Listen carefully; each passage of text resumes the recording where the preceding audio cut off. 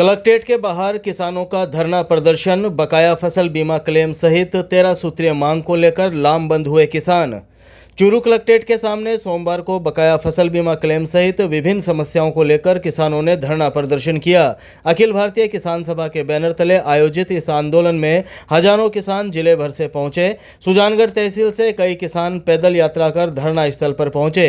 मौके पर सांसद राहुल कसवां, तारानगर विधायक नरेंद्र बुडानिया, रतनगढ़ विधायक पूसाराम गोदारा, सादुलपुर विधायक मनोज न्यांगली, कांग्रेस प्रदेश उपाध्यक्ष रफीक मंडेलिया व एडवोकेट निर्मल प्रजापत सहित कई जनप्रतिनिधि मौजूद रहे। कानून व्यवस्था बनाए रखने के लिए भारी पुलिस जाब्ता तैनात किया गया। सांसद राहुल कसवां की अगुवाई में किसानों ने खरीफ 2025 की फसलों के बकाया बीमा क्लेम सहित 13 सूत्रीय ज्ञापन जिला प्रशासन को सौंपा। प्रमुख मांगों में फसल कटाई प्रयोग में पारदर्शिता, मूंग मोठ के सड़े गले दानों का क्रॉप कटिंग रिपोर्ट में शामिल न करने, ट्यूबवेल किसानों को 6 घंटे बिजली आपूर्ति, अतिवृष्टि व गोजालट से नष्ट फसलों की विशेष गिरदावरी, खरीफ 2021 व 2022 के लंबित बीमा क्लेम जारी करना तथा खरीफ 2023 के क्लेम से सैटेलाइट डेटा की बजाय क्रॉप कटिंग रिपोर्ट को आधार बनाने की मांग शामिल रही। इस मौके पर सांसद राहुल कसवां ने शाम 4 बजे करीब कहा कि किसानों की समस्याओं की लंबे समय से अनदेखी हो रही है। फसल बीमा योजना किसानों के लिए राहत का माध्यम है, लेकिन बकाया क्लेम समय पर न मिलना अन्याय है। उन्होंने आश्वासन दिया कि किसानों की मांगों को केंद्र और राज्य सरकार के समक्ष मजबूती से रखा जाएगा और समाधान तक संघर्ष जारी रहेगा।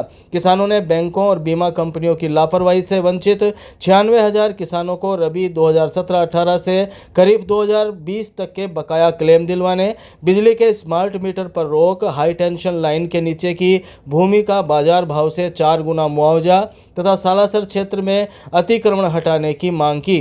किसान नेताओं ने चेतावनी दी कि यदि जल्द मांगे नहीं मानी गई तो आंदोलन को प्रदेश स्तर तक किया जाएगा। चूरू के द्वारा बहुत बड़ा किसानों का प्रदर्शन किया जा रहा है। बीते हुए दिनों में राजस्थान की जो सरकार है, जो डबल इंजन के नाम पे वोट लेके आई है, उसने किसानों को मारने का काम किया है, वो भी कलम के साथ में।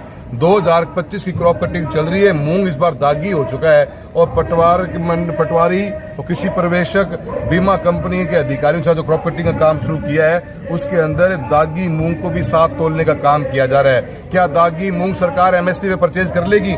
किसान को उसका फायदा कैसे मिलेगा? क्रॉप कटिंग होनी है तो हमने डिमांड ये करी है। तो हमारी सबसे बड़ी डिमांड हमारी आज ये है कि क्रॉप कटिंग जो आप करवा रहे हो उसके लिए एक एडवाइजरी निकाली जाए, लेटर निकाला जाए कि किसान के दागी मूंग की तुलाई नहीं हो सकती। क्रॉप कटिंग में दागी मूंग को हटाया जाए और क्रॉप कटिंग के अंदर सिर्फ साबुत मूंग को लेकर ही क्रॉप कटिंग की जाए। नंबर 1 हमारी मांग है। नंबर 2 मांग हमारी ये रही है 2021 का हमारा बीमा, जिसकी हम लड़ाई हमने सालों साल से हम लड़ते आ रहे हैं। 750 करोड़ हमारा क्लेम था जो मात्र 250 करोड़ में कंप्लीट कर दिया गया। उसकी लड़ाई लड़ी, किसानों ने धरना प्रदर्शन किया। हमने दिल्ली के अंदर सरकारों के साथ मीटिंगें करी, काफी बातें चली और राजस्थान की कांग्रेस की सरकार ने जाते समय दोबारा से स्टैक बिठाई और रिव्यू किया उस फैसले को, और फैसला 29/2/2024 को बाहर निकल के आया कि चूरू जिले के किसानों को क्रॉप कटिंग के आधार पर क्लेम मिलेगा। उस फैसले को इस सरकार ने 1 सितंबर को खारिज कर दिया। 500 करोड़ का हमारा क्लेम था जो हमें 21 में मिलना था, वो हमारा क्लेम खारिज कर दिया।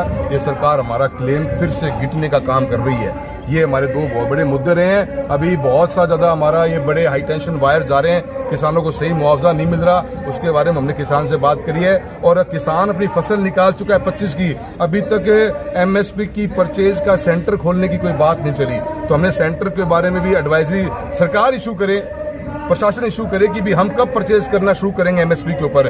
आप एमएसपी पे परचेजिंग करोगे नहीं, बेचारा गरीब किसान मंडी में जाके माल बेच कर रहा है औने पौने भाव के अंदर, उसको फायदा क्या मिलेगा एमएसपी का? तो ऐसे अनेकों मुद्दों को लेकर हमने कलेक्टर महोदय को ज्ञापन दिया है और कलेक्टर महोदय ने हमें आश्वासन दिया है, शायद जल्दी हमारे को लेटर निकला देंगे कि क्रॉप कटिंग के समय पे किसान के साथ में दागी मूंग को तोला नहीं जाएगा। ये हमारी सबसे बड़ी डिमांड है, इसलिए किसान सारे बैठे हुए हैं और वही हमने आज ज्ञापन